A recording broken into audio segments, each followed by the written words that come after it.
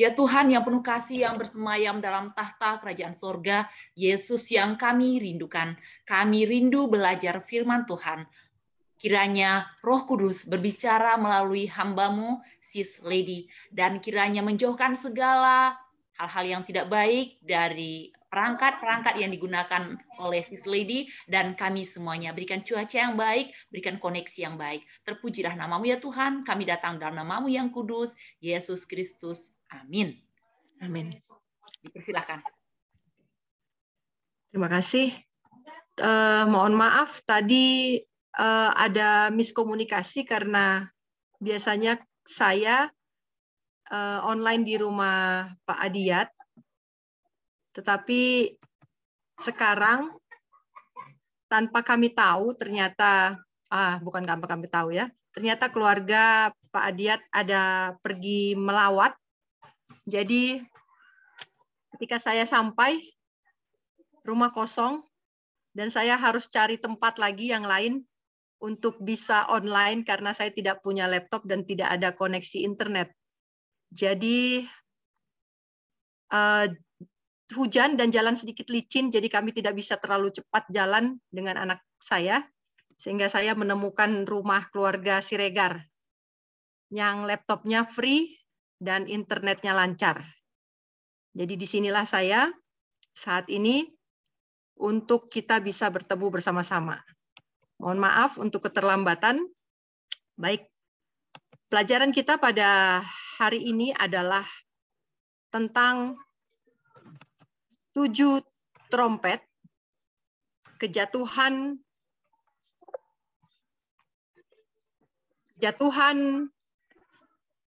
kerajaan Roma Barat oleh Ottoman Empire. Kejadian Ottoman Empire mengalahkan Roma Timur, bukan Roma Barat ya, Roma Timur, adalah bagian dari nubuatan 7 trompet. Kalau di dalam ini adalah 7 sangkakala. Ya, tetapi saya lebih suka menggunakan istilah trompet, lebih Indonesia dan lebih singkat. Dan ketika saya mengajar anak-anak saya, mereka lebih dapat langsung mengerti trompet ketimbang sangkakala. Baik. Ayat inti kita terdapat di dalam Yosua 6 ayat 1 sampai 4. Yosua 6 ayat 1 sampai 4. Dalam pada itu Yeriko telah menutup pintu gerbangnya, telah tertutup kota itu, keluar atau masuk. Berfirmanlah Tuhan kepada Yosua, ketahuilah, aku serahkan ke tanganmu Yeriko ini beserta rajanya dan pahlawan-pahlawannya yang gagah perkasa. Haruslah kamu mengelilingi kota itu, yakni semua prajurit harus mengedari kota itu sekali saja. Demikianlah engkau harus perbuat 6 hari lamanya. Dan 7 orang imam harus membawa 7 sangkakala, tanduk domba, di depan tabut. Tetapi pada hari yang ke-7, 7 kali kamu harus mengelilingi kota itu, sedang para imam meniup sangkakala. Baik, kita berbicara tentang sangkakala atau trompet, maka kita harus belajar dari sejarah. Karena 7 sangkakala yang terdapat di dalam Wahyu pasal yang ke-8 dan Wahyu pasal yang ke-9 adalah juga bagian dari sejarah, namun juga bagian dari masa yang akan datang. Kita akan melihat, sama seperti ayat yang sering kita bacakan, 1 Korintus 10 ayat 11, bahwa semua yang terjadi pada bangsa Israel adalah pelajaran bagi kita yang hidup pada zaman akhir. Itu sebabnya ketika bicara tentang wahyu, ketika bicara tentang 7 trompet, maka kita akan menghubungkannya dengan sejarah bangsa Israel. Dari sanalah kita belajar apa yang Tuhan kehendaki bagi kita sekarang ini. Baik, kalau bicara 7 sangkakala, saya tidak mungkin lepas dari 7 meterai. Saya harus berangkat dari 7 meterai, yaitu di Wahyu pasal yang ke-6. 7 meterai atau 7 seals. Meterai pertama, kuda putih. Ini adalah simbol dari kemurnian Injil yang dimiliki oleh jemaat yang dibangun oleh rasul-rasul mula-mula.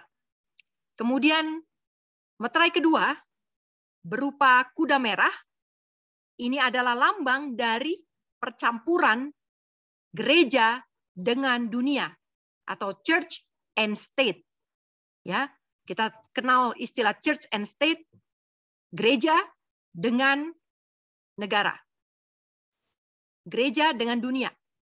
Budaya kekafiran, budaya keduniawian dibawa ke dalam gereja, dan gereja menjadi aliansi dari pemerintah dunia.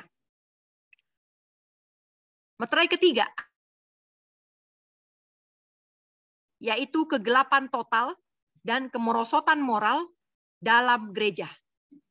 Kuda hitam, gereja. Meterai keempat, kuda pucat, adalah lambang dari penganiayaan umat-umat yang memelihara kemurnian Injil. Nah, ini sudah terjadi ketika kepausan berkuasa penuh. Penganiayaan terjadi pada tahun 538 sampai 1798. Meterai kelima adalah lambang dari pekerjaan reformasi dan martir. Munculnya oposisi terhadap organisasi gereja kepausan.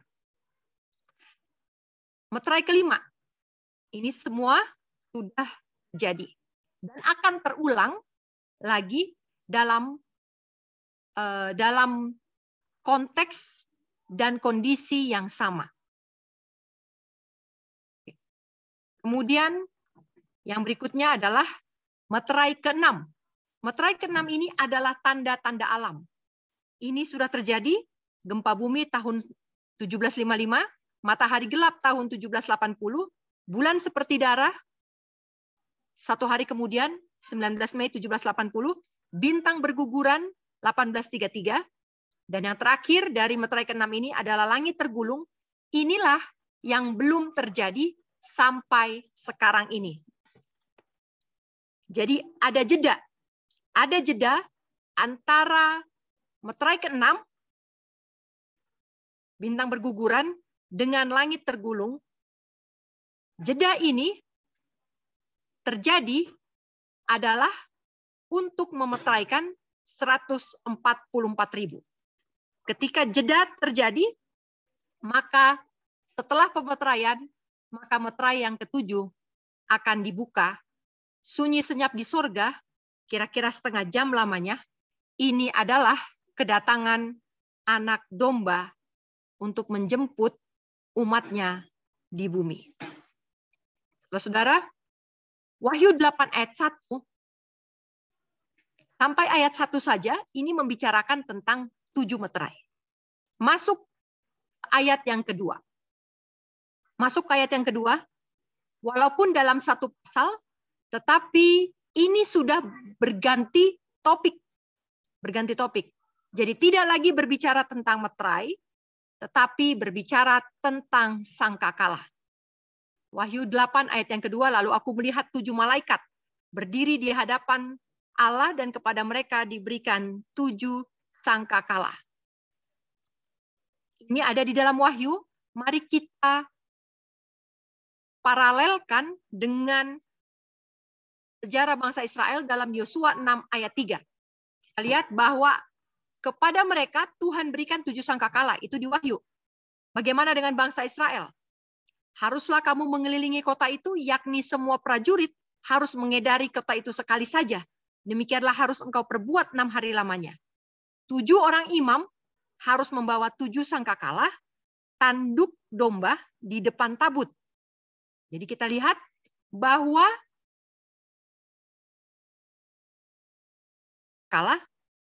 bangsa Israel pun mengalami peristiwa di mana 7 sangkakala dibunyikan.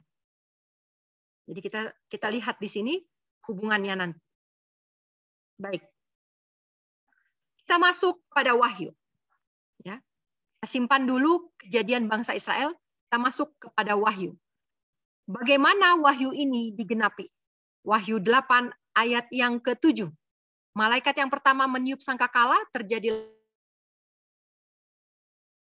pertama yang dibunyikan ini digenapi pada abad keempat.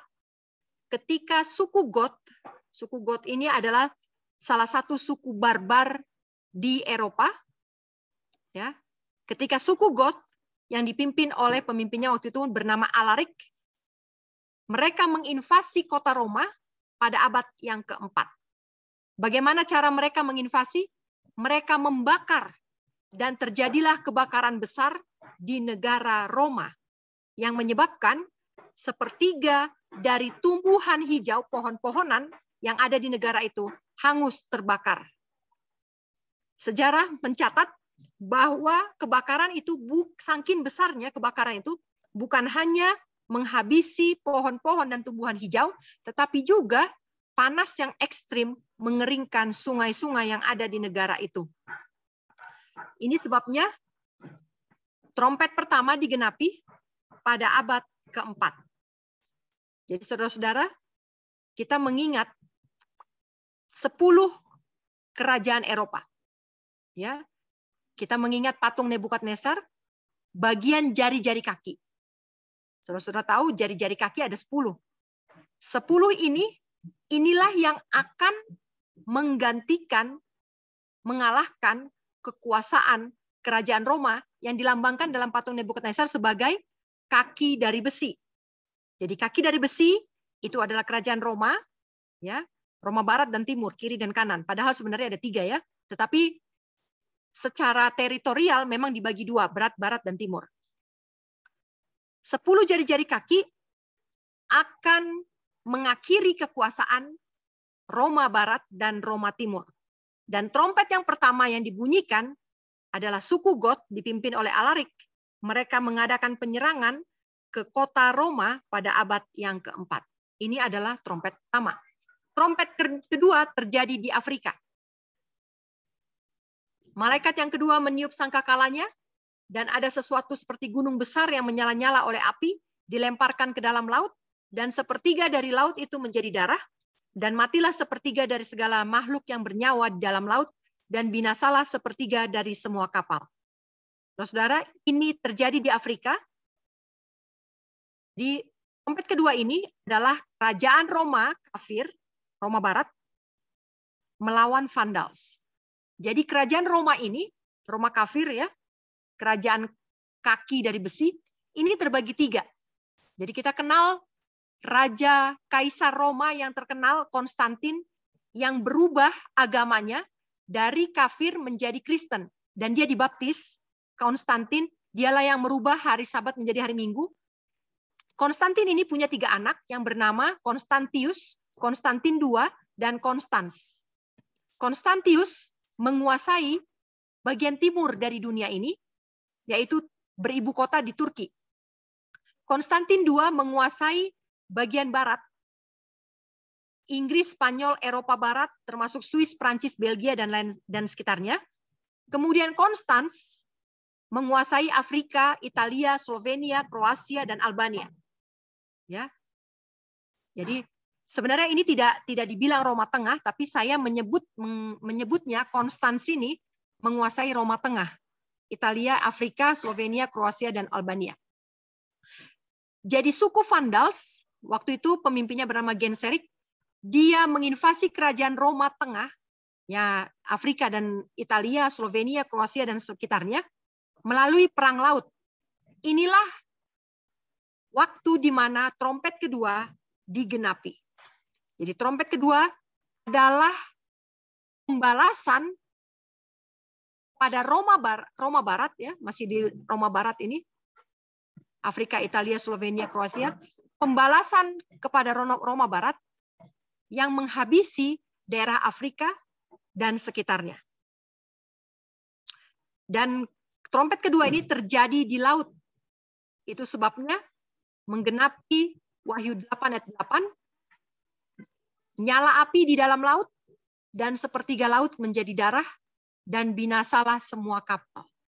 Perang ini adalah perang yang sangat besar yang terjadi di laut di daerah Afrika. Trompet ketiga adalah serangan terhadap Roma Barat. Ya, jadi Roma Barat ini 3 kali diserang. Yang pertama tadi oleh suku Goth, yang kedua oleh suku Vandals, yang ketiga oleh suku Han. Pemimpinnya adalah Attila, menyerang Roma Barat. Ini trompet ketiga. Kemudian yang keempat, serangan yang keempat, inilah yang menghabisi Roma Barat. Jadi Roma Barat ini sangat kuat sehingga ada serangan sampai 4 kali, bertubi-tubi, dan akhirnya Roma Barat benar-benar lenyap. Trompet keempat ini, kerajaan Roma kafir, Roma Barat, melawan Ostrogot. Sebenarnya bukan langsung Ostrogot, tapi suku Heruli.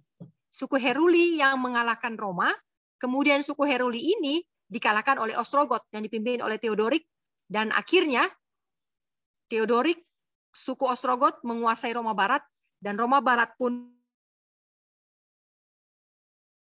Jadi trompet keempat ini adalah serangan terhadap Roma Barat dari tahun 493 sampai tahun 526.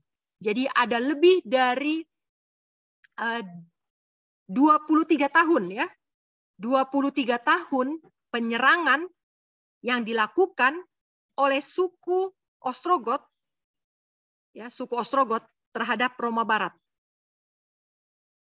Trompet kelima ini dipisahkan, kita baca di dalam Wahyu pasal yang ke-8.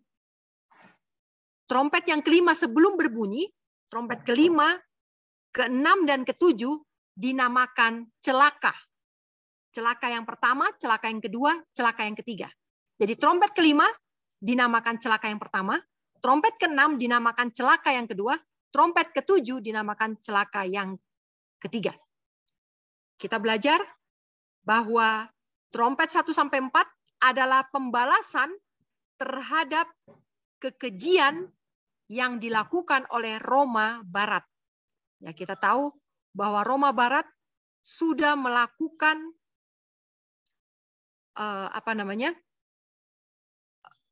pencampuran antara kekafiran dengan kerohanian, dengan kemurnian Injil. Sehingga Tuhan membalaskan melalui 10 jari-jari kerajaan Eropa. Bagaimana dengan Roma Timur? Roma Timur beribu kota, berpusat di daerah Turki.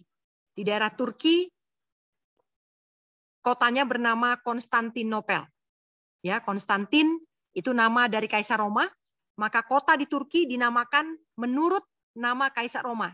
Sehingga nama kota Konstantinopel itu diambil dari nama Kaisar Roma. Kekaisaran Roma yang berpusat di Konstantinopel tidak sekuat Roma Barat. Ya, kita tahu tadi bahwa Roma Barat membutuhkan waktu puluhan tahun untuk bisa hancur total. Dan ada banyak suku yang menyerang, terjadi 4 kali penyerangan, 4 kali invasi, sehingga akhirnya Roma Barat benar-benar runtuh. Beda dengan Roma Timur. Roma Timur tidak sesolid Roma Barat. Roma Timur 1 kali invasi, yaitu kerajaan Persia. Kerajaan Persia dipimpin oleh Khosrus, dia menginvasi Roma Timur. Dalam 1 kali serangan, maka kerajaan Persia berhasil menguasai Roma Timur. Kemudian Roma Timur menjadi daerah kekuasaan dari Persia. Jadi Turki dengan Persia, ya, Persia ini adalah Iran, Irak, Syria dan sekitarnya. Ini menjadi satu daerah. Dan Persia yang memimpin. Jadi daerah Roma Timur semuanya jatuh ke tangan Persia. Raja Khosrus mati, kemudian kerajaan Persia ini ternyata juga lebih lemah. Sehingga pengikut Muhammad, yaitu para perompak, gerombolan perompak dari padang gurun Arabia, menginvasi kerajaan Persia ini dan berhasil menguasai dan mengambil alih pemerintahan. Kelompok Muhammad menyebarkan ajaran agama di seluruh wilayah Roma Timur. Itu sebabnya wilayah Roma Timur tadinya ini adalah Kristen. Jadi saudara-saudara kalau pernah ke Turki, ya, kita lihat bahwa bangunan-bangunan di Turki itu hampir sama dengan bangunan-bangunan di Roma. Ya, bentuk kubahnya, ya, masjid-masjidnya yang sekarang itu, ini adalah satu bukti bahwa Roma Timur, Turki ini adalah negara Kristen tadinya, tetapi diambil alih oleh kelompok Muhammad, yaitu kelompok para perompak padang gurun Arabia, dan kemudian kelompok Muhammad ini menyebarkan ajaran agama di seluruh Roma Timur. Jadi mereka bergerak bukan dari sisi politik, ya, kelompok ini bukan bergerak dari segi politik, tetapi mereka bergerak dari segi agama. Kelompok Muhammad dipimpin oleh Muhammad, tapi setelah Muhammad mati, maka pemimpinan dilanjutkan oleh Abu Bakar. Abu Bakar ini mengumumkan perang jihad. Perang jihad ini ada ketentuannya. Yang pertama, tidak boleh merusak pohon-pohon buah. Ini ada semua di Wahyu pasal 9. Tidak boleh merusak pohon-pohon buah, tidak boleh merusak pohon tumbuhan yang menghasilkan bahan makanan, palawija dan lain sebagainya. Dan mereka tidak boleh membunuh orang-orang yang punya meterai Tuhan di dahinya. Ya. Meterai Tuhan ini adalah hari Sabat. Mereka diizinkan untuk membunuh para penghuni biara-biara Katolik di daerah pegunungan. Dan pergerakan ini berkembang sampai mereka yang tadinya hanya pergerakan agama, sampai akhirnya mereka menjadi satu kerajaan dan menamakan diri mereka sebagai Ottoman Empire. Wahyu 9 ayat 5 menubuatkan bahwa Ottoman Empire akan berkuasa selama 5 bulan, yaitu 150 tahun. Dan benar, tanggal 27 Juli 1449 berakhir tanggal 11 Agustus tahun 1840. Pada tahun 1840, tanggal 11 Agustus, kerajaan Ottoman ini hancur. Kenapa? Karena mereka menyerah dan beraliansi dengan negara Kristen, yaitu Inggris, Rusia, Austria, dan Jerman. Jadi kerajaan Ottoman Empire, keruntuhannya itu adalah bukan dengan pengambilan kekuasaan secara paksa, tetapi pemimpin kerajaan Ottoman ini, mereka meminta dukungan kepada 4 negara Kristen. Inilah bukti bahwa agama Islam habis masa kejayaannya di dunia, ya, untuk dunia timur. Sekarang, ketika trompet 5 ini dibunyikan, apakah hubungan trompet 5 ini dengan kerajaan, dengan nubuatan yang terjadi pada saat ini? Saudara-saudara, trompet kelima, trompet keenam, trompet ketujuh, semuanya ini adalah celaka. Ya, disebut oleh Wahyu adalah celaka 1, 2, dan 3. Tetapi sebenarnya trompet kelima, keenam, dan ketujuh ini tidak berbeda. Tidak berbeda. Karena apa? Karena semua ini, jadi trompet kelima, keenam, ketujuh, semua ini adalah satu pergerakan, satu penyiksaan, satu agresi atau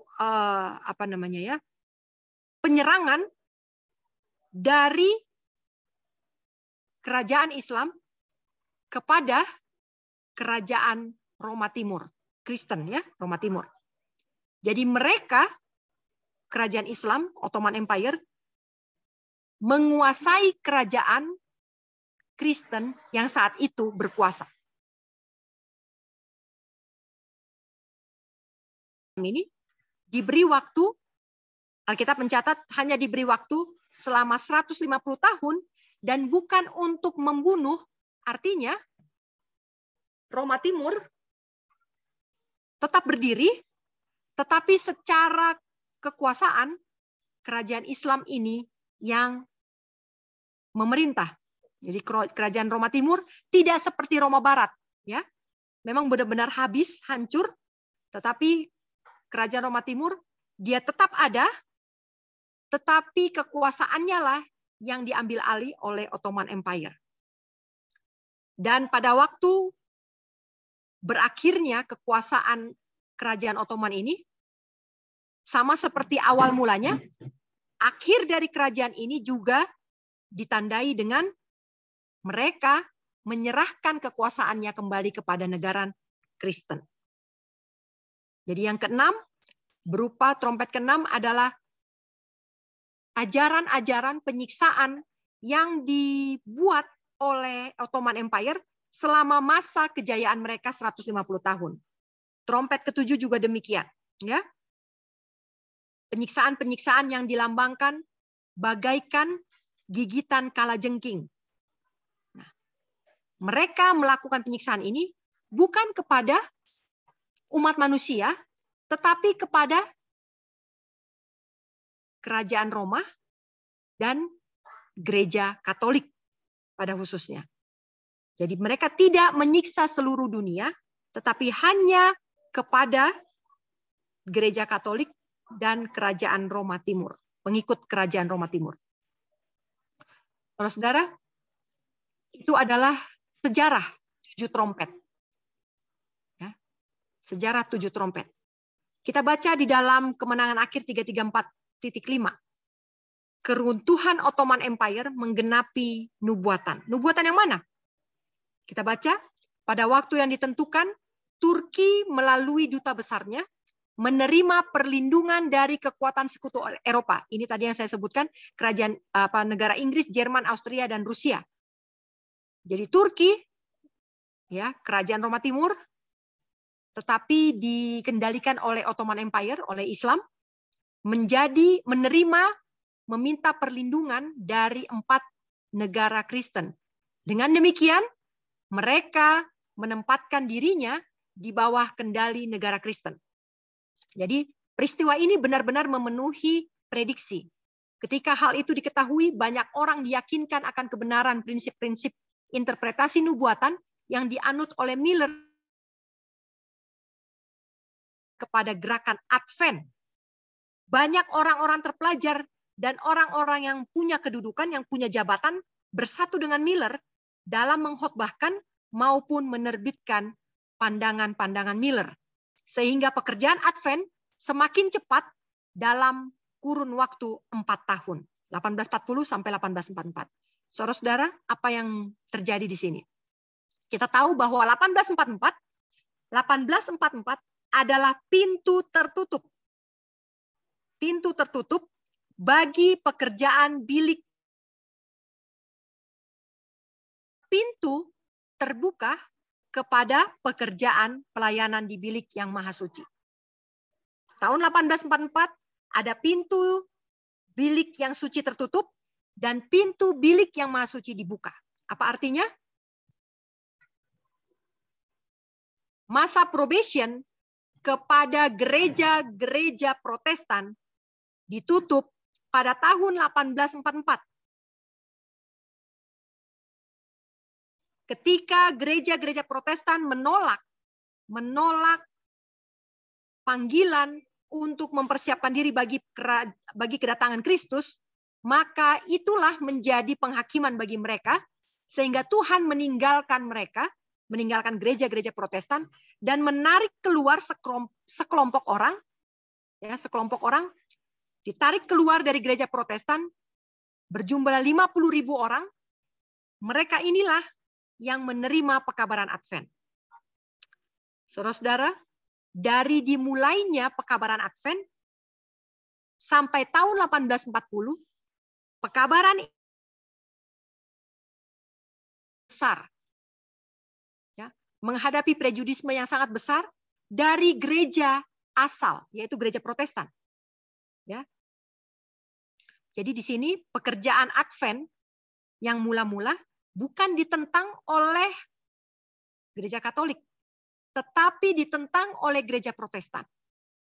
Sampai tahun 1840, prejudisme ini begitu menghalangi begitu menjadi rintangan bagi pekabaran Advent pada masa itu.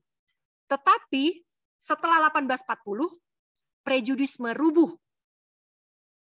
Kenapa?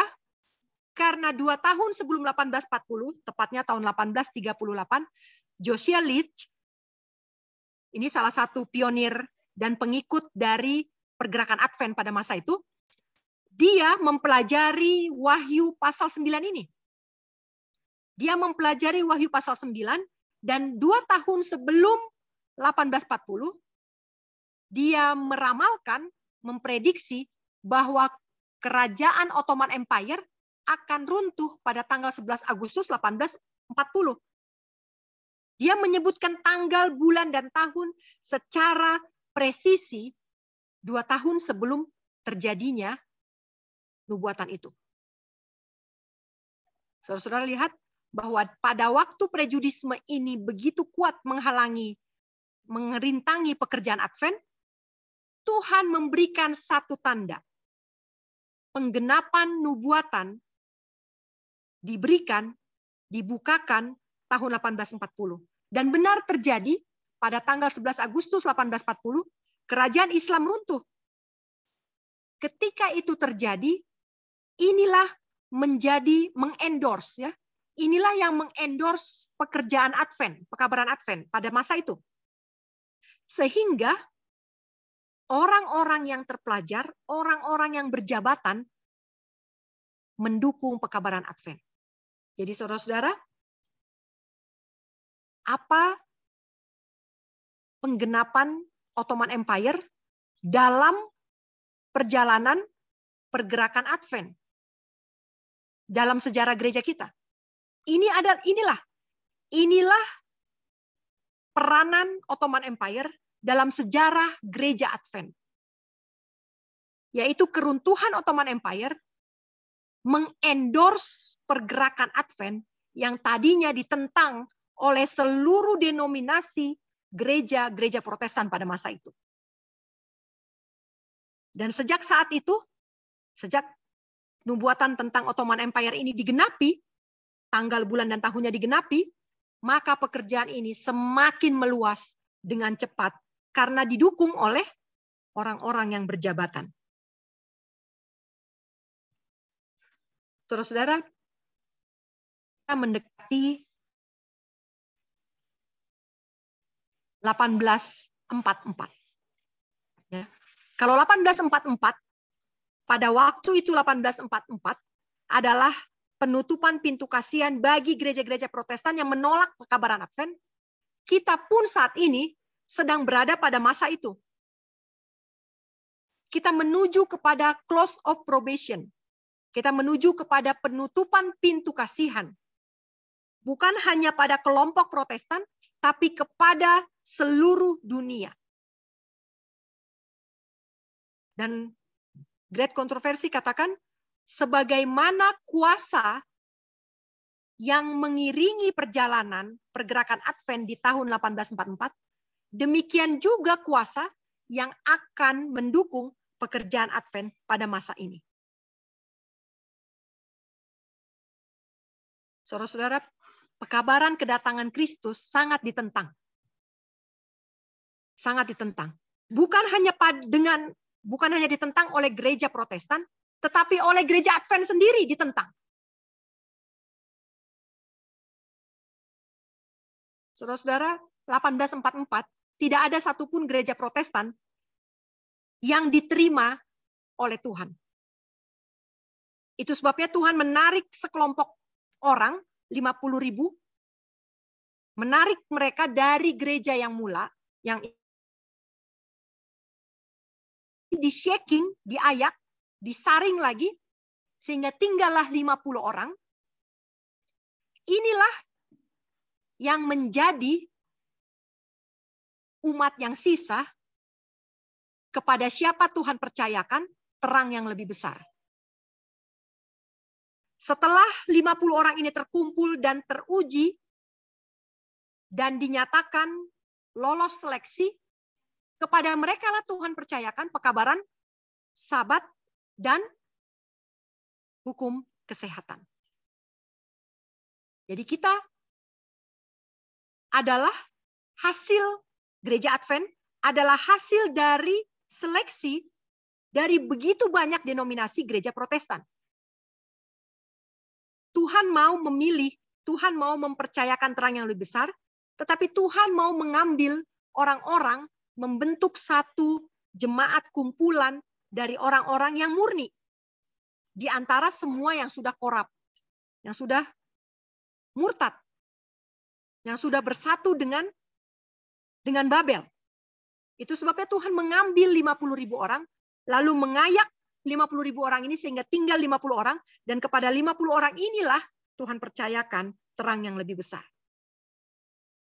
Saudara-saudara, kita sekarang tinggal hidup pada masa penutupan pintu kasihan bagi seluruh dunia. Prejudisme sedang merintangi dan menghalangi pekerjaan Advent pada saat ini. Bahkan di gereja Advent sendiri.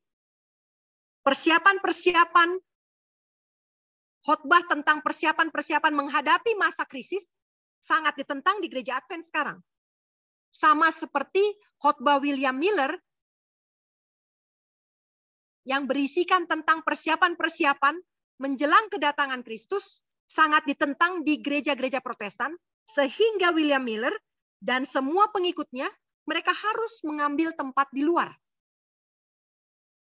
Lalu apa hubungannya dengan pengalaman bangsa Israel ketika tembok Yeriko diruntuhkan? Mari kita baca yang ke-6, tapi di sini saya akan baca dari Spirit of Prophecy 349.1. Dan Yosua anak Nun memanggil para imam dan berkata kepada mereka. Jadi Yosua sebelum dia memimpin bangsa Israel untuk mengalahkan Yeriko, yang pertama-tama dia akan memanggil para imam. Dia memanggil para imam dan dia katakan kepada imam ini apa? Angkat tabut. Lalu bawa trompet. Angkat tabut, bawa trompet. Trompetnya terbuat dari tanduk domba, dan berdirilah di depan tabut Tuhan. Jadi imam ini banyak ya, jadi dibagi tugasnya yang mengangkat tabut dan membawa trompet. Tapi semuanya adalah dari golongan imam. Kemudian Yosua menyampaikan strateginya, berjalan kelilingi kota itu, orang yang bersenjata lewat di depan, dan itulah yang dilakukan. 7 imam membawa 7 sangkakala, meniup trompet, dan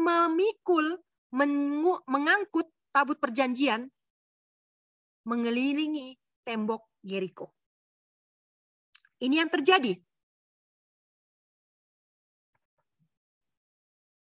Ketika trompet dibunyikan, 1 kali pada hari yang pertama, 2 kali pada hari yang kedua. Dan ketika hari yang ke-7, maka trompet ini dibunyikan sebanyak 7 kali. Lebih banyak dari hari yang biasa. Saudara-saudara, satu kutipan lagi dari Bible Commentary. Penghalang yang kuat adalah prejudisme.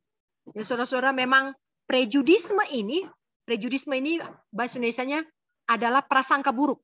Ya. Belum tahu apa-apa, udah nyangka yang jelek-jelek, udah berpikiran negatif. Ya, banyak sekali orang-orang yang seperti ini. Melihat sesuatu langsung negatif. Melihat sesuatu langsung negatif. Sulit sekali untuk melihat hal positif dari satu orang atau satu pekerjaan. Dan sama seperti tahun 18, pergerakan William Miller di abad ke-18, prejudisme juga akan menjadi penghalang yang kuat pada masa kini, pekabaran Advent pada masa kini. Saudara-saudara, prejudisme ini yang sudah dibangun akan runtuh seperti halnya tembok Yeriko di hadapan tentara Israel. Tetapi untuk meruntuhkan prejudisme harus ada apa? Harus ada iman harus ada kepercayaan yang konstan, yang terus beriman, terus percaya kepada kapten keselamatan. Dan terus-menerus ini bukan hanya iman dan kepercayaan, tetapi juga penurutan kepada hukum-hukumnya. Jadi tembok Yeriko itu, menurut Review and Herald, Bible Commentary, runtuh karena menurut kepada perintah. Commandments, hukum. Saudara-saudara, tembok Yeriko hanya bisa diruntuhkan oleh penurutan. Apa artinya meniup trompet? Saudara-saudara, kita baca dari Roh Nubuat 888, halaman 1647, paragraf yang kedua. Setan telah meletakkan segala tindakan yang mungkin agar tidak ada yang akan datang di antara kita sebagai umat memarahi dan menegur kita dengan keras dan menasihati kita untuk menyingkirkan kesalahan kita. Jadi setan sudah membuat sesuatu supaya umat ini tidak ditegur, tidak dinasihati, tidak dimarahi, tidak dilarang, ya. Ini pekerjaan setan. Supaya semuanya tidur, nyenyak, dan hanya dibuai oleh dongeng-dongeng. Pekerjaan setan. Tetapi katanya, akan ada orang-orang yang memikul tabut Tuhan. Beberapa akan keluar dari antara kita dan tidak mau lagi memikul tabut itu. Jadi ada yang murtad. Yang tadinya memikul tabut, tetapi akhirnya tidak lagi memikul tabut. Tetapi ini, kelompok yang murtad ini, tidak akan bisa membuat tembok untuk menghalangi kebenaran tersebut. Kebenaran itu akan terus maju dan naik sampai akhir. Di masa yang lalu Tuhan telah membangkitkan manusia, dan Tuhan masih memiliki orang-orang yang punya kesempatan, yang sedang menunggu, yang siap untuk melakukan hukumnya, perintahnya. Siapa mereka? Mereka adalah orang-orang yang akan melewati semua pembatas-pembatas. Jadi walaupun dibatasi, akan didobrak semuanya. Seakan-akan pembatas itu hanya seperti tembok yang diolesi dengan mortar yang tidak kuat.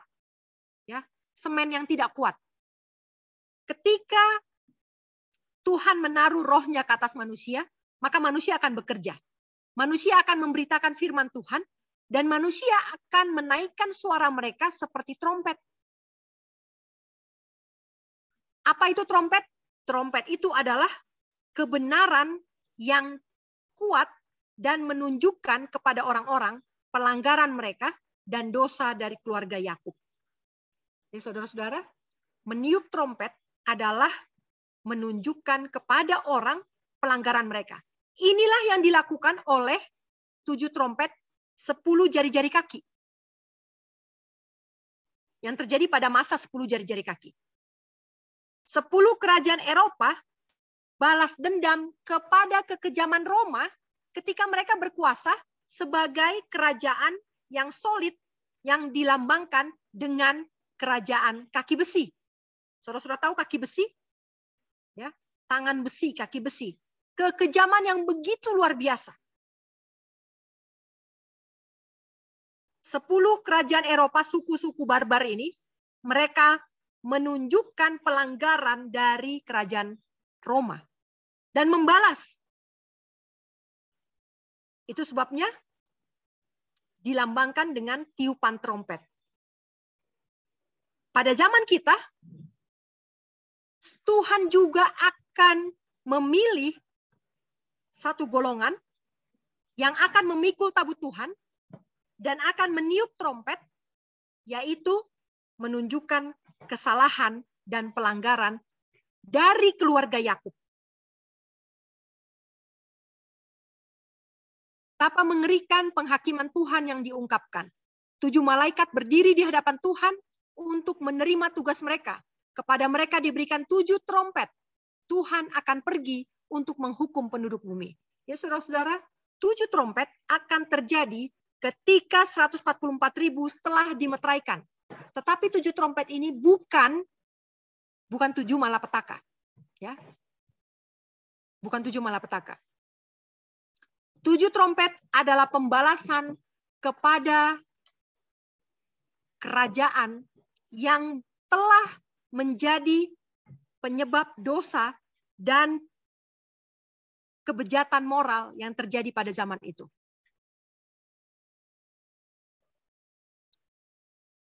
Pada abad pertama sampai tahun 500-an, pembalasan ini dilakukan kepada kerajaan Roma. Sekarang pun, saudara-saudara, kita akan melihat bahwa pembalasan pun akan Tuhan turunkan kepada mereka yang terus-menerus bertahan di dalam pelanggaran dan kebejatan.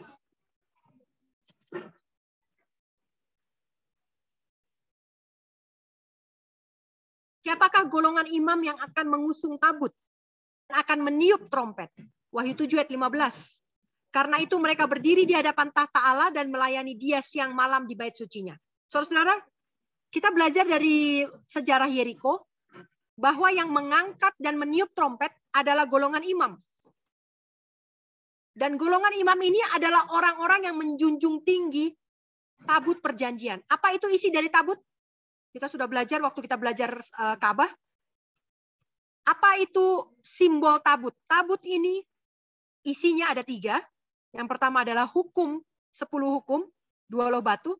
Yang kedua adalah mana. Ya. Mana ini adalah hukum kesehatan. Yang ketiga adalah tongkat Harun yang berbunga, yaitu keimamatan Kristus, lambang keimamatan Kristus. Jadi golongan imam yang akan ditunjuk Tuhan untuk meniup trompet adalah memang mereka akan menjadi imam ketika berada di surga nanti. Wahyu 7 ayat 15. Ada orang-orang yang nantinya di surga akan bekerja melayani tahta Bapa siang dan malam di dalam bait suci. Inilah pekerjaan imam. Siapa itu mereka? Kita mundur ke ayat yang ke-14. Mengetahuinya, lalu ia berkata, siapa mereka yang melayani Tuhan siang malam di bait sucinya? Mereka ini adalah orang-orang yang keluar dari kesusahan besar atau yang lolos dari masa kepicikan Yakub.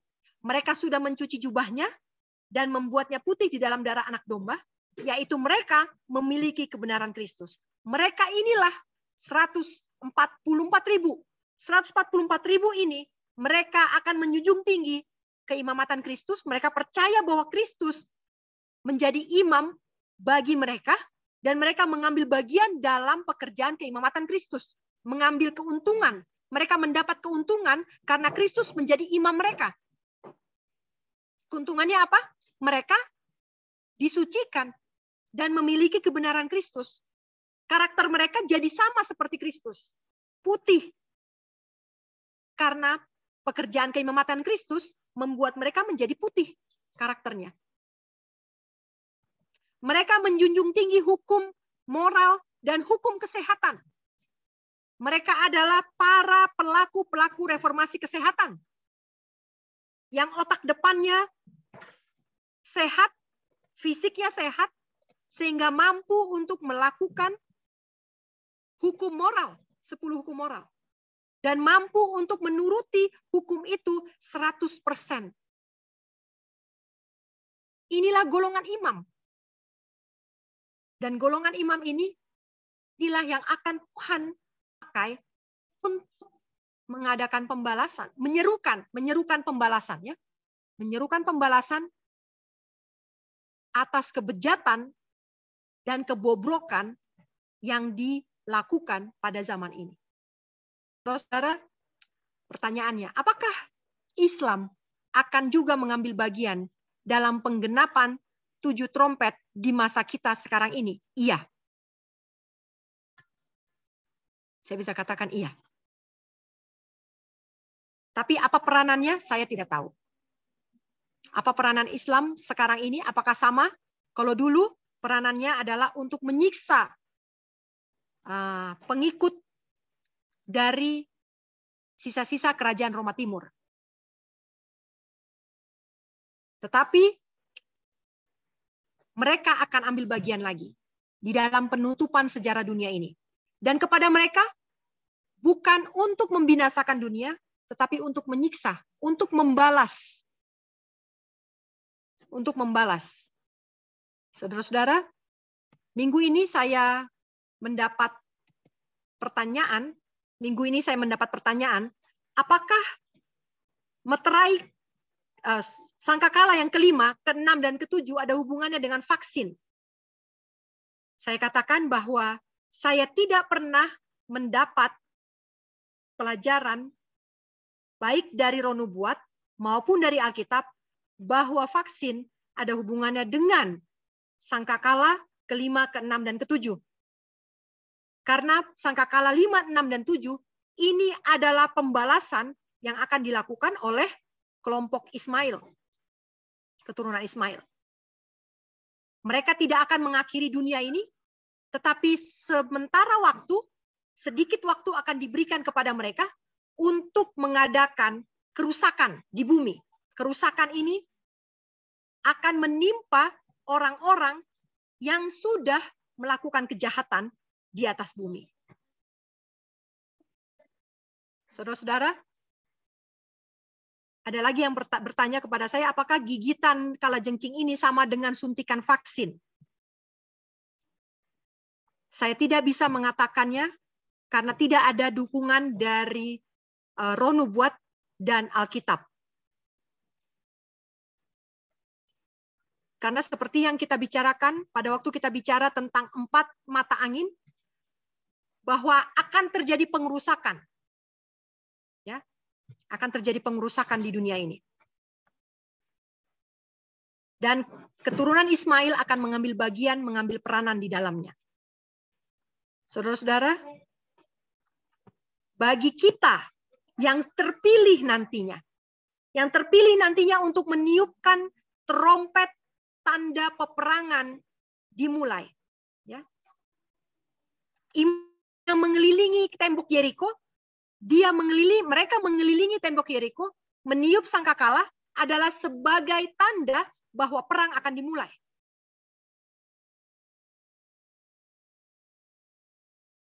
Kedua mereka tiup hanya 1 kali. Sampai hari ke-7 mereka tiup, amaran itu akan semakin keras hari demi hari. Saudara-saudara, kita akan melihat ketika amaran itu semakin keras, sama seperti pada tahun 1840, ketika prediksi-prediksi amaran-amaran diberikan dengan semakin keras, gereja-gereja semakin membenci kelompok Advent. Prejudisme semakin kuat. Prejudisme dari gereja asli semakin kuat dan semakin menentang para pengikut Advent. Di sini Tuhan akan bekerja, akan ada kejadian yang Tuhan akan munculkan untuk meruntuhkan prejudisme dari gereja-gereja.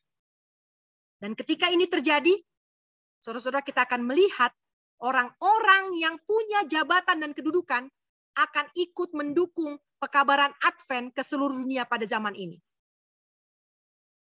Sekarang saya belum melihat, walaupun ada beberapa kabar tentang orang-orang yang punya jabatan di negara ini, mereka sudah mencari lahan untuk country living. Ya, orang-orang yang punya pangkat, yang punya jabatan, kedudukan, dan tanggung jawab penting di negara ini, mereka sudah terdorong untuk country living. Tapi saya secara pribadi belum melihat ini sebagai satu endorsement. Sebagai satu endorsement bagi pekabaran Advent di zaman ini. Kita akan melihat yang lebih besar dari ini, saudara-saudara. Ya, sekarang ini pekabaran Advent, pekabaran tentang kedatangan Tuhan, dinyatakan sebagai pekabaran sempalan di gereja-gereja. Mereka yang mempersiapkan diri dengan sangat husuk, dengan sangat hikmat, mereka yang mempersiapkan diri, mereka dianggap adalah orang-orang yang fanatik di dalam gereja Advent sendiri. Tetapi kita akan lihat, kita akan tiba waktunya ketika dunialah yang akan mengendorse pekabaran ini, bukan lagi gereja Advent. Jadi pekabaran Advent akan di-endorse oleh orang-orang dari dunia, orang-orang terpelajar. Akan ada satu kejadian yang akan menjadi bukti kepada mereka, membuka mata mereka, sehingga mereka mengendorse pekabaran Advent ke seluruh dunia pada zaman ini. Baik, ada pertanyaan?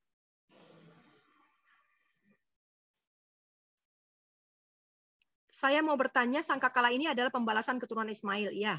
Lalu dulu saya pernah dengar bahwa keturunan Ismail akan juga dilambangkan dengan keledai Bileam. 3 kali ringkikan keledai melakukan pembalasan sangkakala 5, 6, dan 7. Celaka 1, 2, dan 3. Iya, benar. Celaka 1, 2, dan 3. Kalau ini dihubungkan dengan ringkikan keledai Bileam, saya tidak melihat ini salah. Ya. Kalau ini dihubungkan dengan pembalasan celaka 1, 2, dan 3, walaupun saya tidak pernah tahu ini, saya belum pernah tahu ini, ya. Apakah ini dari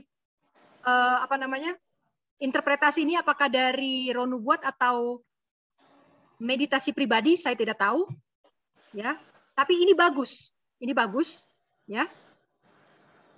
Menghubungkan keledai Bileam 3 kali ringkikan dengan celaka 1, 2, dan 3. Jadi saudara-saudara, terkadang memang kita tidak punya clue dari roh nubuat. Ya, saya sering kali menghadapi seperti itu, khususnya ketika kita membaca nubuatan-nubuatan dari Perjanjian Lama. Tidak ada clue dari roh nubuat. Satu-satunya yang menuntun kita adalah Roh Suci, Roh Tuhan, memberikan kepada kita dan menghubungkan semua pelajaran yang pernah kita serap dengan sangat rapi dan tertata dengan baik. Jadi bebas-bebas aja kalau mau menghubungkan, yang penting tidak melanggar, bukan tidak melanggar, yang penting tetap mengusung tabut perjanjian. Ini masalah penting ya. Ini masalah penting. Siapapun orangnya, golongan yang akan meruntuhkan prejudisme adalah mereka yang sudah melatih iman dan kepercayaannya terus-menerus dan juga terus-menerus di dalam penurutan akan hukum-hukum Tuhan. Artinya ini mengangkat tabut perjanjian. Tabut perjanjian isinya adalah hukum moral, hukum kesehatan, dan percaya pada keimamatan Yesus. Ya. Mengambil bagian, mendapat keuntungan dari pekerjaan keimamatan Yesus. Jadi saudara-saudara, saya harap saya bisa memenuhi pertanyaan-pertanyaan yang datang kepada saya sehubungan dengan 7 sangkakala ini. 7 sangkakala ini akan dibunyikan. Sama seperti abad ke-18, ini akan mengendorse pekabaran Advent. Ya. Pada waktu ini terjadi, di belahan dunia lain, di Amerika, pekabaran Advent sedang marak dikumandangkan. Di Eropa, di Turki, ya sedang terjadi peperangan. Tetapi pekabaran Advent sedang juga bekerja di belahan dunia yang lain.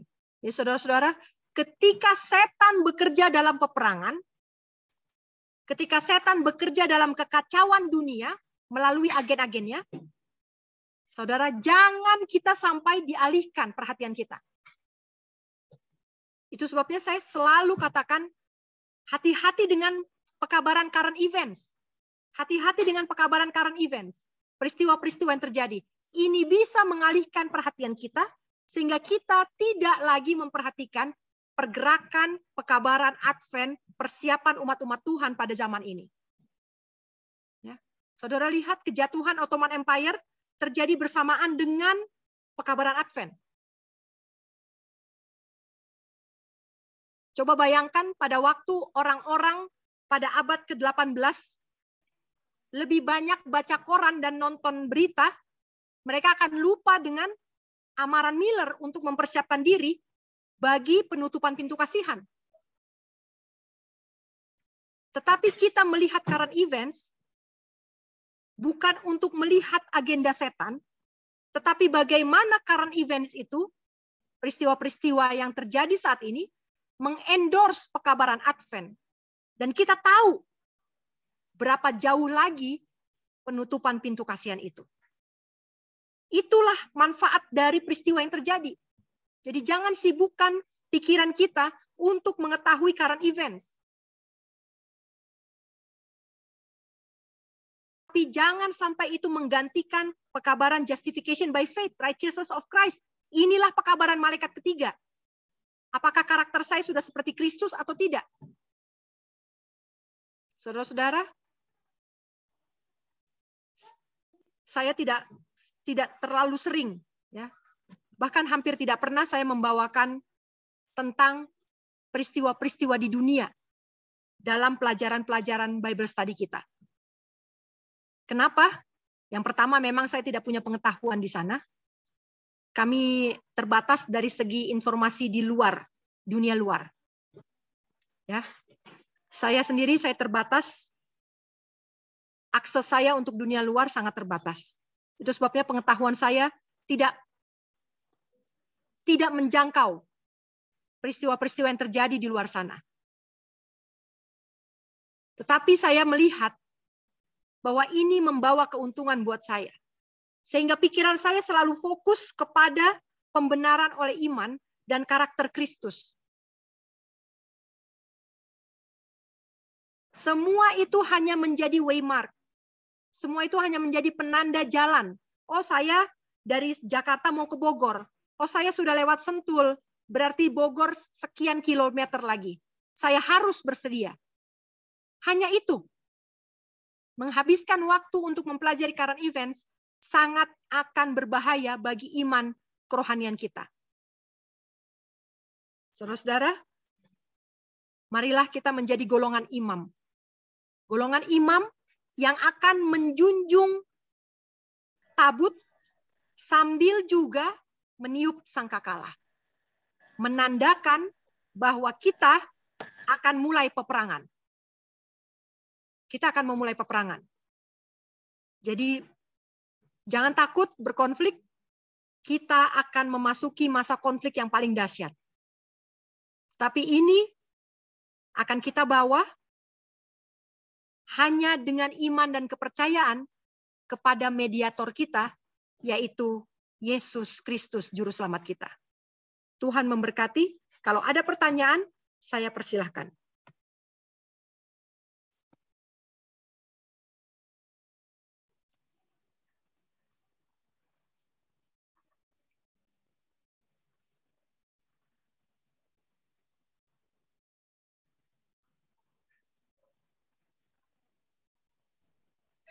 Bagi saudara-saudara kami yang mempunyai pertanyaan, dipersilahkan.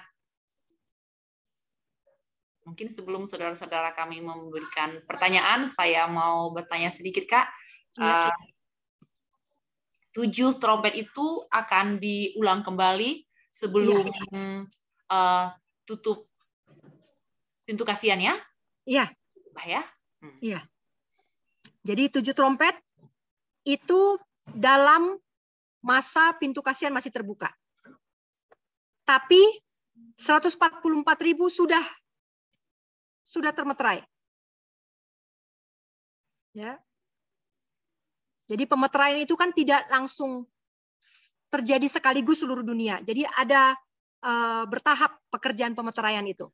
Dan Roh Kudus ditarik dari dunia ini juga ini bertahap. Ya, bertahap.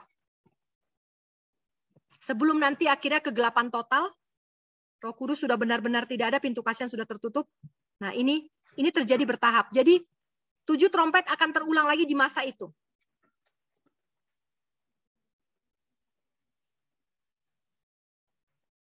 Dan ini akan menjadi endorsement yang paling kuat bagi pekabaran Advent ke seluruh dunia. Saya menghubungkan ini dengan Sandelo. Ini tidak ada dasar, tidak ada bukti dari Roh Nubuat. Tapi ketika Roh Nubuat katakan, ini akan seperti yang kita pelajari bahwa sandelo ini terjadi juga dalam beberapa tahap ya. Jadi nggak langsung hukuman mati sandelo ini, tidak. Jadi pertama-tama akan berupa undangan, anjuran, kedua akan berupa dekrit atau undang-undang, yang ketiga baru akan disertai dengan hukuman mati. Jadi saya lihat ini terjadi 7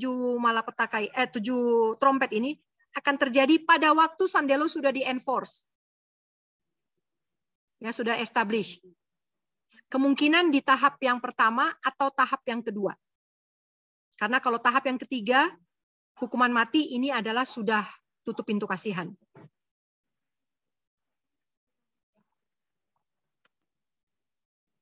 Jadi 7 trompet ini akan dibunyikan di dalam masa enforcement dari sandelo, establishment dari sandelo.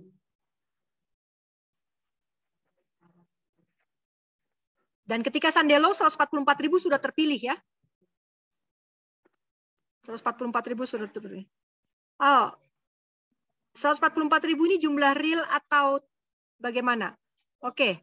Satu kutipan roh nubuat yang mau saya katakan, Bu Magda, bahwa tidak ada satupun bukti tulisan secara literal yang menyatakan bahwa 144.000 ini adalah real atau lambang. Tetapi anjuran buat kita sehubungan dengan 144.000 adalah marilah kita berjuang untuk menjadi bagian untuk masuk ke dalam kelompok 144.000. Ya. Apakah 144.000 itu hanya diambil dari Adventis atau ada yang dari gereja luar? Ada. Ya. Tetapi imannya iman Advent. Artinya mereka menjunjung tinggi 3 ini. Hukum moral, hukum kesehatan, dan keimamatan Kristus. Ya. Saudara-saudara, kalau baca buku Yesaya, saudara-saudara akan temukan dan akan kaget bahwa bukan Advent yang akan jadi juara 1. Ya. Advent ini juara 3 justru. Juara 1-nya itu Mesir dan Asyur. 1 dan 2. Jadi kalau kita pikir bahwa 10 hukum Taurat itu adalah milik Advent, bukan. Ya. Ada orang-orang yang bukan secara pengetahuan, tetapi secara nurani mereka memelihara dan menjunjung tinggi 10 hukum dan hukum kesehatan, ya, dan memiliki iman Yesus. Mereka sudah memelihara itu, tapi mereka tidak tergabung di dalam gereja Advent.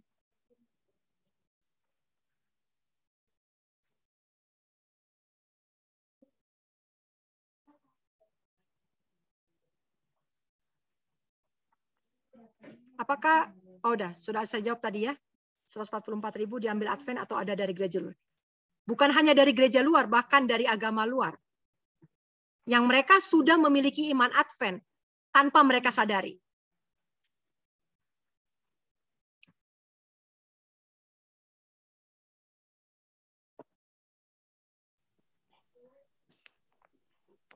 Apakah ada pertanyaan lagi?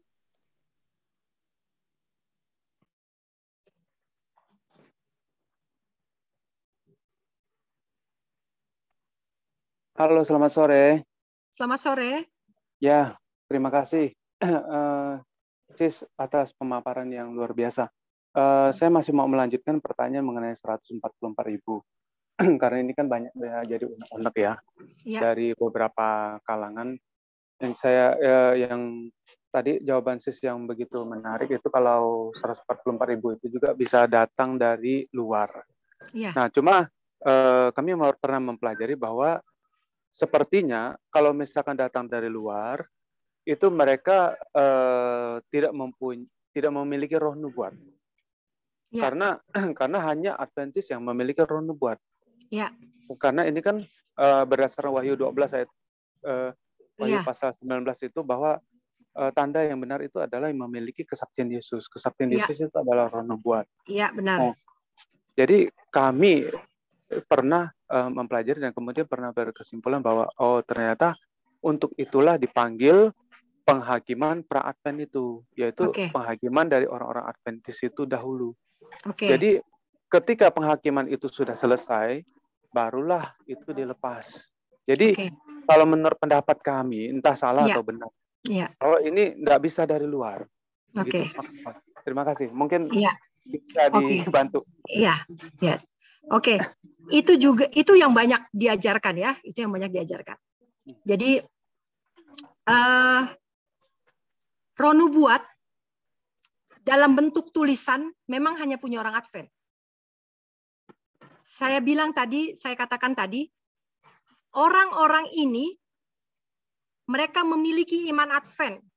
Mereka mempunyai kehidupan dan menghidupkan iman itu bukan dari secara mereka punya tulisan. Ya. Jadi kalau kita memang percaya bahwa ini eksklusif punya Advent, ya puji Tuhan, nggak apa-apa. Tapi Pak Awi, ya, roh nubuat juga katakan bahwa ada orang-orang yang sudah menghidupkan iman Advent tanpa mereka pernah belajar dari roh nubuat. Tanpa mereka pernah belajar. Dan ini saya sudah lihat sendiri orangnya. Satu bangsa, ya. Bukan hanya orang, satu bangsa. Satu bangsa yang menghidupkan apa yang diajarkan oleh roh nubuat yang saya tahu dari roh nubuat, tapi mereka tidak punya roh nubuat, tapi mereka menghidupkan itu di negara itu. Ya, negara yang sangat tertutup di dunia ini, sehingga kemurnian mereka terjaga di sana. Dan apa yang mereka hidupkan adalah apa yang kita kenal sekarang sebagai roh nubuat. Mereka nggak punya roh nubuat. Ya, saya sudah berada di dalam bukan kumpulan ya, maksudnya bangsa itu yang mereka tidak punya roh nubuat, tetapi hidupkan roh nubuat.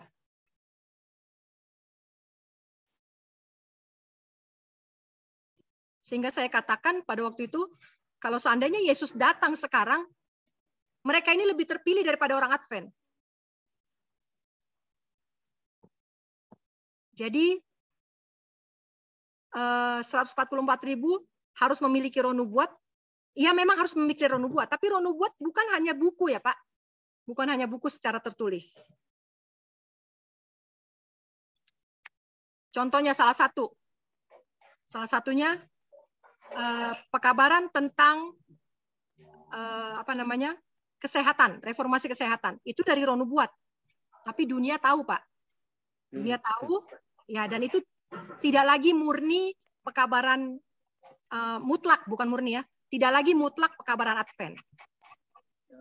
Bolehkah kalau saya berpendapat seperti ini?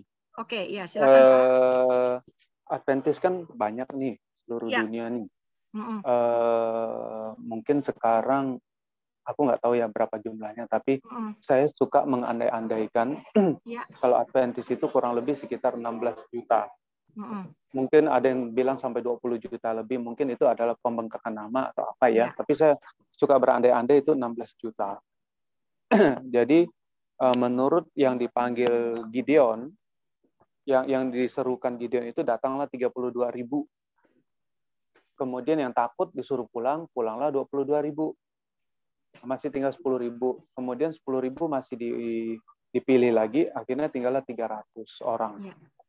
Nah, 300 orang ini adalah dari 32.000 itu nggak sampai 1%.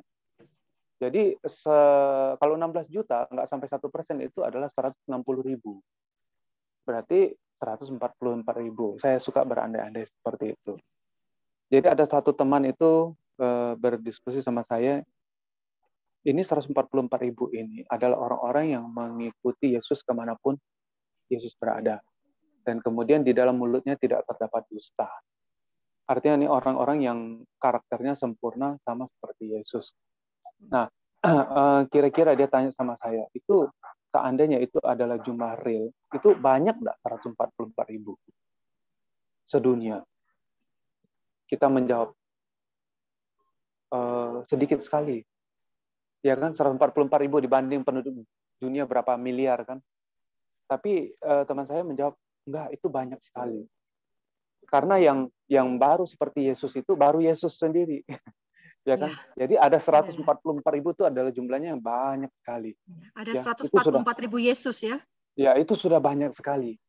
Nah, kemudian di menurut kitab Wahyu itu turun mereka ini bukan kitab Wahyu, menurut penglihatan Nyonya White itu 144.000 ini bujur sangkar mengelilingi Yesus.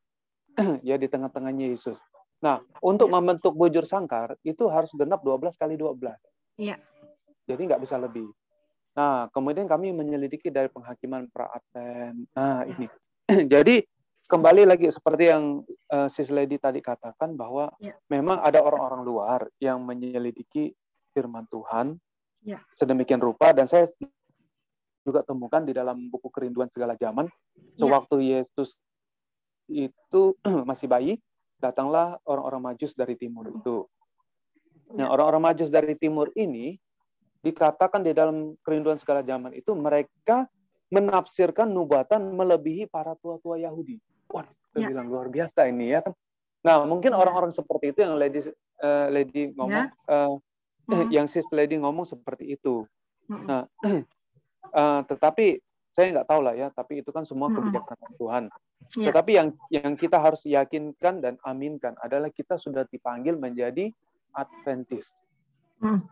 Jadi memang kita harus menggenapi kata Seventh Day Adventist ini.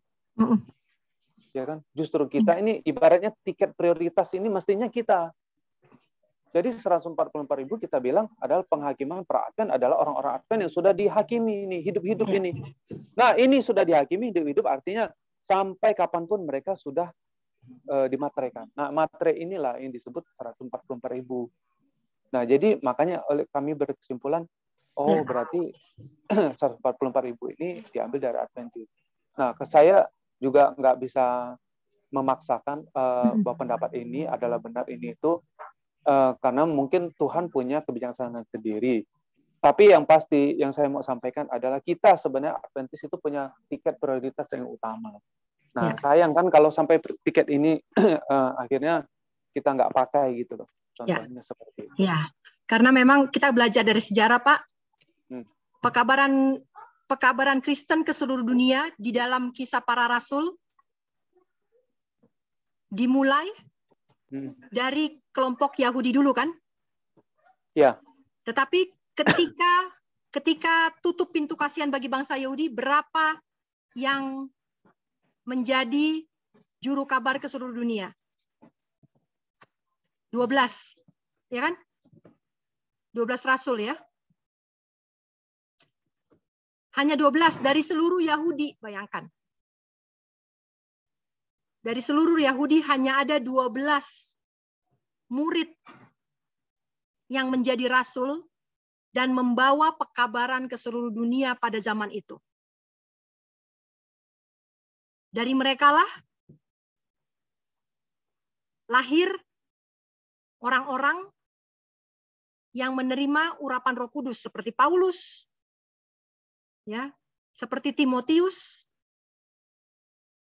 Filemon, ya, orang-orang ini.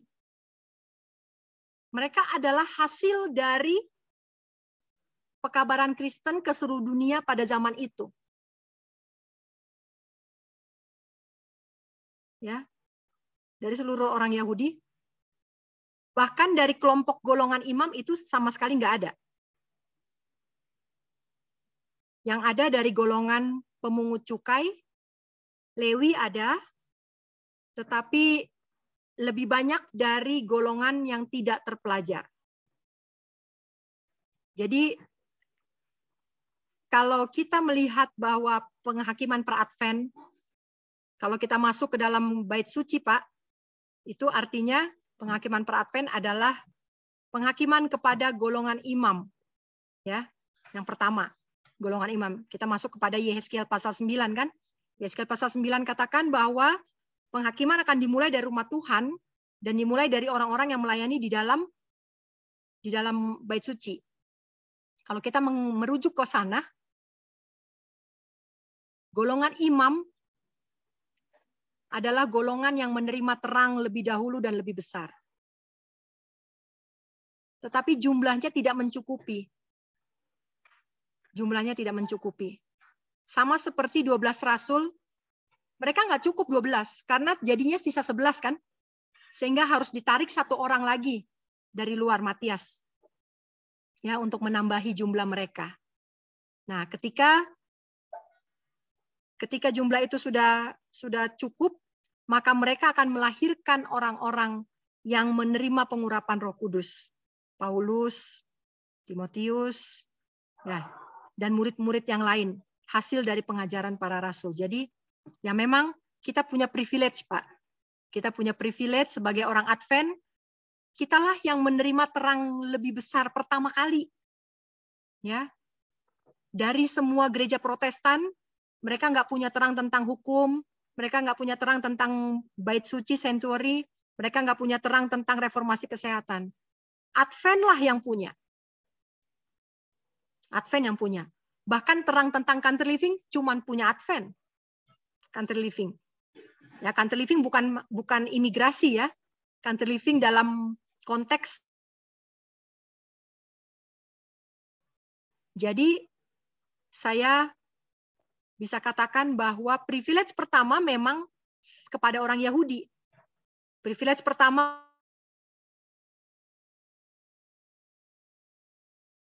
itu ya, terjadi dan digenapi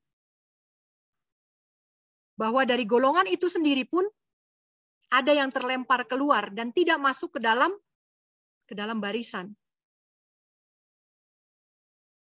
Junjung tinggi tabut perjanjian, tapi mereka meletakkan itu. Nggak lagi mengusung tabut perjanjian. Jadi dari Advent akan banyak yang gugur. Sehingga Tuhan menambahkan dari luar. Ya. Terang itu pertama-tama privilege-nya memang orang Advent.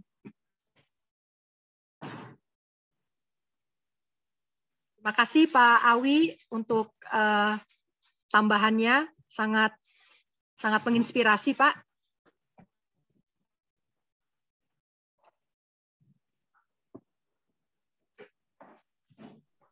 Terima kasih. Masih ada lagi yang mau kita diskusikan atau pertanyaan, dipersilahkan.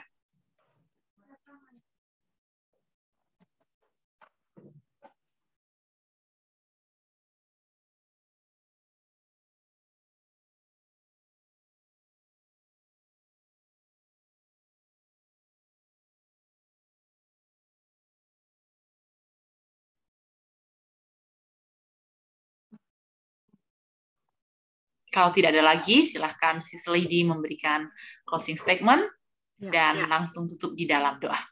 Oke, terima kasih. Kita akan dipilih Tuhan, manusia-manusia akan dipilih Tuhan untuk meniupkan trompet.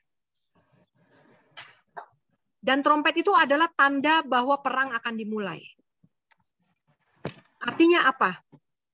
Artinya golongan imam akan bikin gara-gara. Golongan imam akan bikin gara-gara. Karena yang akan menimbulkan perang adalah orang-orang yang menjunjung tinggi tabut perjanjian, hukum moral, hukum kesehatan, dan keimamatan Kristus. Mereka lah yang akan bikin gara-gara kepada dunia ini. Dan konflik akan terjadi, perang akan terjadi, tetapi ini akan menjadi endorsement, inilah yang akan menjadi dukungan, support yang paling besar kepada pekabaran Advent pada zaman ini. Dan kita akan melihat ini, tanda-tanda ini akan digenapi ketika orang-orang terpelajar, orang-orang yang punya jabatan penting di setiap negara, akan mendukung pekabaran Advent ke seluruh dunia pada zaman ini. Saudara-saudara, gereja tidak mendukung pekabaran Advent, itu sudah pernah terjadi. Jadi jangan kaget, jangan sedih. Ada banyak saudara-saudari yang sedih dengan ini. Sedih karena, bukan sedih karena mereka menolak ya, tapi sedih karena tuduhan itu datang kepada diri kita. Diri saya. Prejudisme itu ditujukan kepada saya. Jangan sedih. Tetap semangat, tetap hidupkan isi dari tabut perjanjian itu, tetap angkat tinggi tabut perjanjian. Jangan takut, serukan nyaring-nyaring, beritahukan pelanggaran dari semua orang yang kita tahu sedang melanggar, kasih tahu. Diterima atau tidak, ditolak atau tidak, dianggap fanatik, dianggap apapun, jangan takut. Karena itu adalah pekerjaan golongan imam. Dan itu bisa kita lakukan kalau karakter Kristus sudah ada di dalam kita. Jadi saudara-saudara, kalau saya mau menyerukan kesalahan orang, tapi saya belum punya karakter Kristus, maka itu namanya nuduh. Ya, itu namanya nuduh. Tetapi ketika karakter Kristus terbentuk di dalam sesosok manusia, secara otomatis dia akan mengungkapkan kesalahan dan menyerukan teguran pelanggaran. Ini adalah seruan trompet. Jadi bedakan kita menuduh orang atau meniupkan trompet. Menuduh orang, menjelek-jelekkan orang, dilakukan oleh orang-orang yang belum punya karakter Kristus. Dan untuk membentuk karakter Kristus ini, harus country living. Harus country living. Boleh coba, mau tinggal di kota punya karakter Kristus, Roh Nubuat katakan 10 kali lebih susah. Jadi kalau mau jadi golongan imam, saudara jangan tunggu seperti Lot ya. Jangan tunggu seperti Lot. Lot ini keluar dari kota pada waktu detik-detik terakhir kehancuran. Dan ketika dia keluar dari kota, memang dia berhasil keluar dari kota. Dia berhasil keluar dari kota, tetapi ketika sampai di kota, karakternya tidak tahan berada di desa. Karakternya nggak tahan di desa. Karena kebobrokan kota sudah terlalu di dalam kehidupan mereka, terlalu berakar, sehingga tidak mampu lagi untuk bertahan hidup di desa. Saudara-saudara mau tunggu keluar dari kota nanti, detik-detik terakhir, silahkan. Fisik boleh keluar, tapi karakter nggak lolos. Buat apa? Kita mau keluar dari kota, bukan untuk menyelamatkan fisik, tetapi untuk menyelamatkan karakter kita, supaya kita bisa sama, serupa, dan mengambil bagian dalam kebenaran, jubah kebenaran Kristus. Tuhan memberkati, kita berdoa.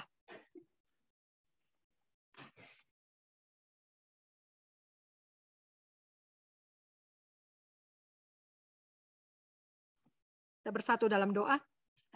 Bapa dalam surga, terima kasih untuk kebenaran yang Tuhan sampaikan kepada kami pada sore hari ini. Ya Bapa, saat ini kami melihat bahwa 7 sangkakala akan dibunyikan ketika karakter Kristus sudah muncul dan sudah ditampilkan oleh sekelompok orang yang menerima meterai Bapa. Kami rindu Tuhan untuk menjadi kelompok itu, mengambil bagian dalam kelompok itu. Dan tidak akan mungkin itu terjadi ketika kami masih bersatu dengan kota. Ketika kami masih hidup di dalam kota. Tuhan, kami rindu untuk menjadi juru kabar kepada dunia, orang-orang di dunia yang selama ini dilanda kebingungan antara kebenaran dengan kesalahan. Kami rindu untuk menjadi juru kabar itu Tuhan. Membawakan pekabaran Advent ke seluruh dunia pada zaman ini. Tetapi kami harus terlebih dahulu disucikan.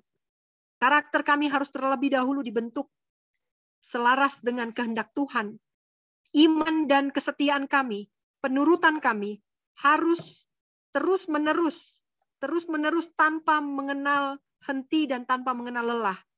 Kami tunjukkan kesetiaan dan penurutan kepada hukum-hukum Tuhan. Bapa, ini tidak akan bisa kami lakukan ketika kami belum menyadari kesalahan kami. Ketika kami belum menyadari keberadaan kami, kegagalan kami di masa yang lalu, kekurangan kami, ketika kami belum berdamai dengan Tuhan, kami tidak akan mungkin bisa mengambil bagian dalam penurutan hukum-hukum Tuhan. Kami memerlukan justification by faith yang akan menuntun kami kepada pertobatan yang sesungguhnya. Bantu kami, tolong kami Tuhan. Waktu kami tidak banyak. Apa yang kami pelajari harus kami pelajari dengan waktu yang sebentar, dengan cepat. Kesetiaan yang tadinya bisa naik turun, kali ini tidak bisa lagi Tuhan. Kami harus terus naik. Kami tidak boleh turun sedikit pun juga dan tidak boleh kendor sedikit pun juga. Karena waktu kami tidak banyak. Pekabaran ini akan di-endorse oleh orang-orang terpelajar, orang-orang yang mempunyai jabatan di dunia. Sehingga menjadi bukti dan menjadi sokongan yang kuat untuk pekabaran Advent ke seluruh dunia pada zaman ini. Tiba waktunya, orang-orang Mesir akan mendukung pekabaran ini. Orang-orang Asyur akan mendukung pekabaran ini. Orang-orang Samaria akan mendukung pekabaran ini. Kasihanilah kami, umat-umat Tuhan yang berada di Yerusalem, yang menganggap hidup kami ini sudah aman dalam pengetahuan kami tentang kerajaan surga. Bapa, nasib orang-orang Yerusalem tidak lebih daripada nasib orang-orang yang tidak pernah mengenal Tuhan. Kami tidak mau menjadi bagian dari situ, Tuhan. Kami mau keluar dari Yerusalem dan menjadi bagian dari orang-orang yang berlindung di pegunungan-pegunungan Yudea, yang memiliki keselamatan oleh karena mendengarkan amaran. Terima kasih Bapa. Terima kasih untuk kasih karunia Tuhan yang akan menyertai kami dan mengingatkan pelajaran ini terus-menerus membentuk karakter kami dari sekarang sampai Yesus datang. Di dalam nama Yesus kami berdoa. Amin.